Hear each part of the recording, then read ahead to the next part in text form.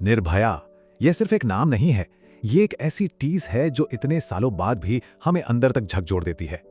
हम सब जानते हैं कि इस एक केस ने हमारे देश को हमेशा के लिए बदल दिया, नए कानून बने और इसकी गूंज दुनिया भर में सुनाई दी। इस विश्लेषण में हम भावनाओं से थोड़ा पीछे हटकर, बिल्कुल निष्पक्ष होकर, तथ्यों, सबूतों और टाइमलाइन के आधार पर इस ऐतिहासिक मामले को गहराई से समझने की कोशिश करेंगे।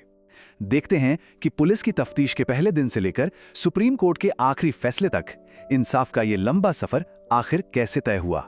हमारा पहला सेक्शन है वो खौफनाक रात। बात है 16 दिसंबर 2012 की।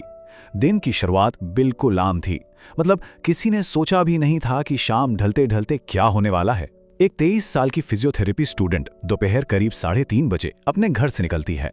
शाम 6:45 बजे वो अपने दोस्त के साथ लाइफ ऑफ पाई फिल्म देखने जाती है। इसके बाद रात 8:30 बजे घर लौटने के लिए दोनों मुनिरका स्टैंड से 784 नंबर की एक बस में चढ़ते हैं। ये सारी चीजें सुनने में कितनी नॉर्मल लगती है ना, लेकिन बस यहीं से वो सब शुरू हुआ जिसने पूरे देश को सुन्न कर दिया। अब जरा उस बस के बारे में बात करते हैं। वो कोई आम पब्लिक बस नहीं थी। सफेद रंग की इस बस पर पीली और हरी पट्टियां थीं और सामने बड़ा बड़ा लिखा था यादव। बस का पिछला दरवाजा पूरी तरह से जाम था। अंदर 6 लोग मौजूद थे और वो पहले से ही शराब पी रहे थे। सबसे डराने वाली बात यह है कि ये लोग उस रात पहले ही एक वारदात कर चुके थे। जी हां, इन्होंने रामधीर नाम के एक बड़ई को लूटा और उसे बस से बाहर फेंक दिया था। यानी ये अपराधी पहले से ही वायलेंट इरादों के साथ सड़कों पर शिकार ढूंढ रहे थे। बस के अंदर जो हुआ वो हैवानियत की सारी हदें पार करने वाला था।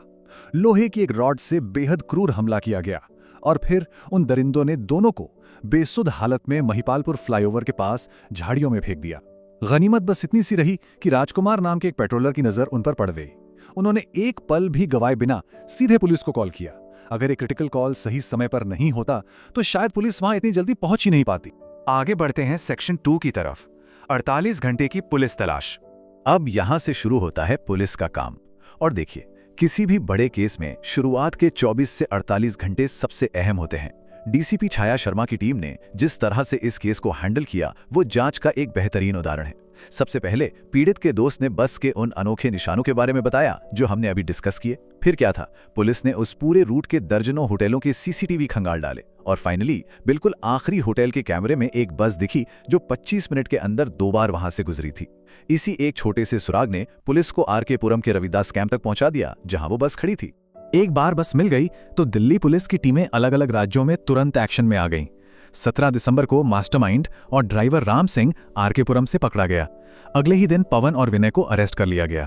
राम सिंह का भाई मुकेश राजस्थान भाग गया था, उसे वहां से पकड़ा गया। एक पीसीओ कॉल की हिस्ट्री ट्रेस करके नाबालिग राजू को आनंद विहार से पकड़ा गया और सबसे आखिर में 21 दिसंबर को छठे आरोपी अक्षय को बिहार से दबोच लिया गया। मतलब सिर्फ कुछ ही दिनों के अंदर सारे के सारे 6 आरोपी सलाखों के पीछे थे। इस केस में पुलिस ने जो फोरेंसिक इनोवेशन किया वो भी जानना बहुत जरूरी है। दिल्ली पुलिस ने पहली बार ओडोंटोलॉजी का इस्तेमाल किया। ओडोंटोलॉजी यानी दांतों और बाइट मार्क्स की फोरेंसिक स्टडी। इस तकनीक से उन्होंने 3 अलग अलग बाइट मार्क्स को सीधे मुख्य आरोपी राम सिंह से मैच कर दिया और इसके साथ ही 100% डीएनए मैच ने इन सभी आरोपियों को सीधे तौर पर क्राइम सीन से जोड़ दिया। कोई भी लूप होल नहीं छोड़ा गया। हमारा अगला हिस्सा है सेक्शन 3, जिंदगी की जंग। एक तरफ कानूनी सबूत जुटाए जा रहे थे, लेकिन दूसरी तरफ सफदरजंग अस्पताल में जिंदगी और मौत की एक बेहद दर्दनाक जंग लड़ी जा रही थी। डॉक्टर्स भी सन्न थे क्योंकि उन्होंने इतनी भयानक अंदरूनी चोटें पहले कभी नहीं देखी थी। शरीर में इन्फेक्शन बहुत तेजी से फैल रहा था। हालत बिगड़ती देख भारत सरकार ने उन्हें फौरन एयरलिफ्ट करके सिंगापुर के माउंट एलिजाबेथ अस्पताल में शिफ्ट किया। बेहतरीन डॉक्टर्स ने अपनी पूरी कोशिश की, लेकिन 29 दिसंबर 2012 को भारतीय समय के मुताबिक रात 2:15 पर उन्होंने अपनी आखिरी सांस ली। उनका जो आखिरी बयान था ना, वो आज भी रोंगटे खड़े कर देता है। उन्होंने कहा था, मैं अब जीना नहीं चाहती। जिसने मेरे साथ ये किया है उसे छोड़ना मत, उसे जिंदा जला देना। इस अदम्य साहस को देखकर ही पूरे देश और मीडिया ने उन्हें नाम दिया निर्भया, यानी जो डरे नहीं। और सच मानिए, इस एक बयान ने पूरे देश में आक्रोश की एक ऐसी आग जला दी जो शायद पहले कभी नहीं देखी गई थी। चलिए अब बात करते हैं सेक्शन 4 की, लंबी कानूनी लड़ाई। देखिए, पुलिस की तेज कार्रवाई के बाद शुरू हुआ कोर्ट का सफर, जो कि बहुत ही लंबा और थकाने वाला साबित हुआ। जरा इस भारी कॉन्ट्रास्ट को देखिए। एक तरफ पुलिस की एफिशिएंसी है, जहां जांच टीम ने सिर्फ 18 दिनों में 1000 पन्नों की चार्जशीट फाइल कर दी थी, और दूसरी तरफ है हमारा जुडिशियल सिस्टम, जहां अंतिम सजा को एग्जीक्यूट होने में पूरे 7 साल और 3 महीने लग गए। ये हमारे लीगल सिस्टम की असलियत बयां करता है। इस लीगल टाइमलाइन को समझना बहुत जरूरी है। ट्रायल शुरू होने के कुछ वक्त बाद ही मुख्य आरोपी राम सिंह ने जेल में खुदकुशी कर ली थी।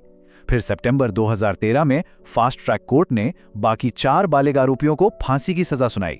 2014 में हाई कोर्ट और फिर 2017 में सुप्रीम कोर्ट ने भी इस सजा पर मुहर लगा दी, लेकिन फांसी फिर भी नहीं हुई। हारकर फरवरी 2019 में निर्भया की मां को इस बेवजह की देरी के खिलाफ कोर्ट में अर्जी लगानी पड़ी। जरा इस नंबर 3 पर गौर कीजिए। ये वो मैक्सिमम सजा थी जो जुवेनाइल जस्टिस एक्ट के तहत उस नाबालिग आरोपी राजू को दी जा सकती थी, यानी सिर्फ और सिर्फ 3 साल की सजा। इस फैसले से पूरे देश में भारी बवाल मच गया था। इतनी बड़ी क्रूरता और सजा सिर्फ 3 साल। 2015 में जब वो रिहा हुआ तो पूरे देश में इस कानून को लेकर एक बड़ी बहस छिड़ गई थी। उधर जो बाकी बचे 4 दोषी थे, उन्होंने फांसी टालने के लिए हर मुमकिन कानूनी लूपहोल का जमकर इस्तेमाल किया। दिसंबर 2019 से उन्होंने रिव्यू पिटीशन, क्यूरेटिव पिटीशन और दया याचिकाओं की लाइन लगा दी। मतलब कोर्ट को मजबूर होकर 4 बार अलग-अलग डेथ वारंट जारी करने पड़े। सोचिए, फांसी वाले दिन की सुबह तक सुप्रीम कोर्ट में आखिरी दलील दी गई थी, जिसे आखिरकार पूरी तरह खारिज कर दिया गया। और अंत में हम आते हैं सेक्शन 5 पर। आखिरकार मिला इंसाफ। ये केस सिर्फ एक सजा पर खत्म नहीं हुआ, बल्कि इसने पूरे सिस्टम को हिलाकर रख दिया।